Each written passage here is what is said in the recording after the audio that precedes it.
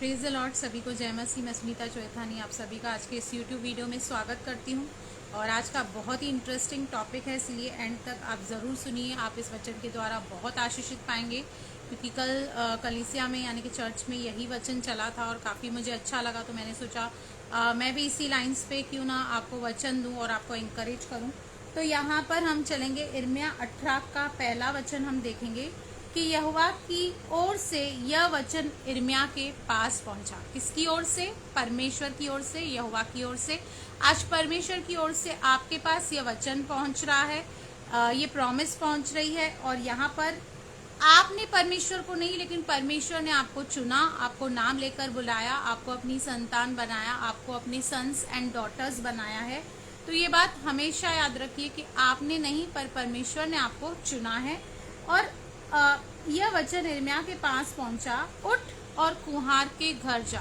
क्योंकि परमेश्वर कई बार हमें थियरी तो सिखाता ही है, बट बहुत टाइम हमें प्रैक्टिकल अनुभव से, अपने लाइफ के कुछ चीज़ों से, अनुभव से हमें बहुत कुछ सिखाता है। तो यहाँ पर उसे कुम्हार के घर जाने के लिए क्यों कहा? क्योंकि परमेश्वर प्रैक्टिकली कुछ उसको दिखाना चाहता था, समझाना चाहता था, एक लेसन उसको देना चाहता था। और वहां मैं तुझे अपने वचन सुनाऊंगा। क्या परमेश्वर जहां पे वो बैठा था वहां पे ही अपने वचन नहीं सुना सकता था? बिल्कुल सुना सकता था, लेकिन परमेश्वर उसको प्रैक्टिकली कुछ सिखाना चाहता था। हम भी जब कलीसिया जाते हैं, हम भी जब कुम्हार के घर जाते हैं, अपने परमेश्वर के भवन में जाते हैं, रोटी के घर में जाते हैं, कलीसिया में जाते हैं, इकट्ठे होते हैं, तो हमें परमेश्वर वहां पर बहुत कुछ सिखाता है। ऑफकोर्स हमें अपनी व्यक्तिगत स्टडी में तो सिखाता ही है, अपनी व्यक्तिगत प्रार्थना में तो सिखाता ही है, पर जब हम एक साथ मिलते हैं तो वहाँ पे पवित्र आत्मा की जुम्बिश होती है और वहाँ पे हमें काफ़ी कुछ सीखने को मिलता है।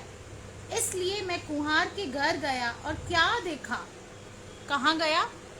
कुम्हार के घर, परमेश्वर के घर। कलीसिया जाना बहुत ज़रूरी है, संगति करना, प्रभु भोज की रोटी तोड़ना, प्रेरितों से शिक्षा पाना, ये बहुत ज़रूरी है। अगर आप विश्वासी हैं और आप समझते हैं कि आप घर बैठे ही एक विश्वासी बनेंगे, घर बैठे वचन सुनेंगे, घर बैठे हर एक चीज़ करेंगे, तो ये संभव नहीं है। आपको जाना पड़ेगा, परमेश्वर के भवन में जाना पड़ेगा। क्योंकि यहाँ पर यिर्मयाह कुम्हार के घर गया। और हमारा कुम्हार कौन है? हमारा कुम्हार, हमें बनाने वाला, हमारा डिजाइनर, हमारा प्रभु है। और आगे कहता है कि वह चाक पर कुछ बना रहा था। अब आपको पता है, जब भी कुम्हार चाक पर काम करता है तो क्या फुल सूट पहन के काम करता है? नेवर।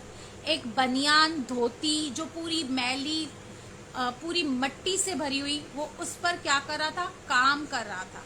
आज हमारा परमेश्वर, क्योंकि हम परफेक्ट नहीं है, हम निर्बल हैं, हम बहुत बार गिर जाते हैं, पाप करते हैं, मिस्टेक्स करते हैं, इसलिए परमेश्वर हमें, जब तक हम इस दुनिया में, हमें बनाता रहेगा। क्योंकि जो अच्छा काम मसीह यीशु ने हमें शुरू किया है वो अपने आने तक खत्म करेगा। कैसे करेगा मैं नहीं जानती, लेकिन वो खत्म करेगा। इसलिए हर रोज उसके लहू को पुकारना है और हर एक पाप से हमें शुद्ध होना है। इसलिए मैं कुम्हार के घर गया और क्या देखा कि वह चाक पर कुछ बना रहा था। हमारा परमेश्वर आज हमें बना रहा है, तैयार कर रहा है आने वाले समय के लिए, आने वाले आगमन के लिए। जो मिट्टी का बर्तन वह बना रहा था वह बिगड़ गया।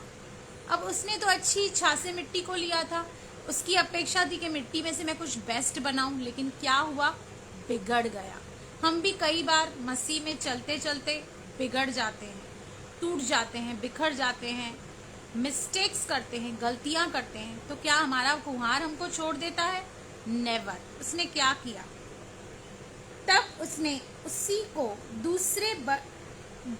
जो मिट्टी का बर्तन वह बना रहा था वह बिगड़ गया, तब उसने उसी का दूसरा बर्तन अपनी समझ के अनुसार बना दिया। उसी बिगड़े हुई चीज को, उसी बिगड़ी हुई बात को उसने फिर से नवनिर्माण किया, फिर से बनाया। हो सकता है आज आप कहीं बिगड़े हुए हो, आपसे कहीं गलती हो गई हो, पाप हो गया हो, गुनाह हो गया हो। हम सबसे होता है, क्योंकि आप और मैं परफेक्ट नहीं हैं, हम सब वीक हैं, कमज़ोर हैं, बहुत सारी बातों में हम गिरते हैं। लेकिन आज हमें करना क्या है?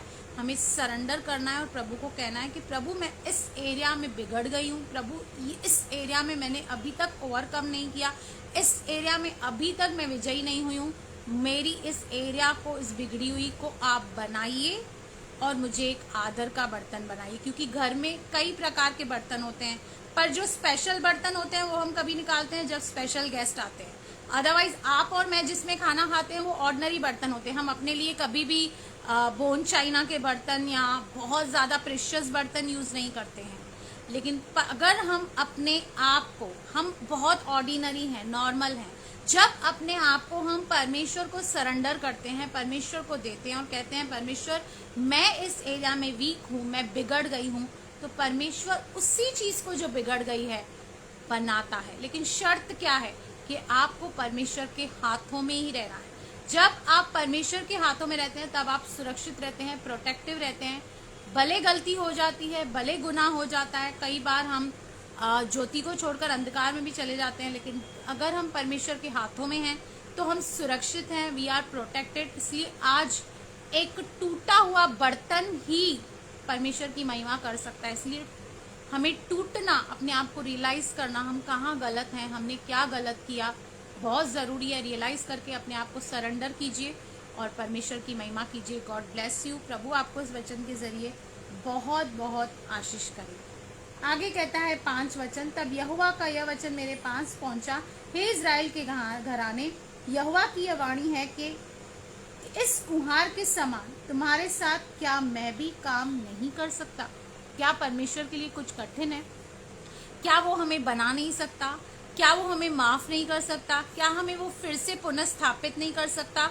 सब कुछ कर सकता है। हमें उस पर भरोसा करना है, विश्वास करना है और अपनी हर एक निर्बलता को, कमजोरी को उसके आगे रखना है, क्योंकि प्रभु का वचन कहता है कि मेरी सामर्थ निर्बलता में सिद्ध होती है। इसलिए अगर आप आज कहीं भी भटक गए हैं, आउट ऑफ द बाउंड्री चले गए हैं, आउट ऑफ योर गोल चले गए हैं, तो अपने आप को परमेश्वर को सरेंडर कीजिए और उससे कहिए कि वो आपको बनाए, निखारे, सवारे, क्योंकि वो आपका अल्टीमेट डिज़ाइनर है, वो आपका सृष्टि करता है, उसने आपको बनाया है, वो आपकी हर एक नस से वाकिफ़ है, आपकी हर एक वो रविश से, हर एक कमज़ोरी से वो वाकिफ़ है। उसी ने आपको बनाया है, वही आपको चला सकता है, वही आपको सिद्ध कर सकता है। तो प्रभु इस वचन के जरिए आपको बहुत बहुत आशीष करे। आमेन, आमेन।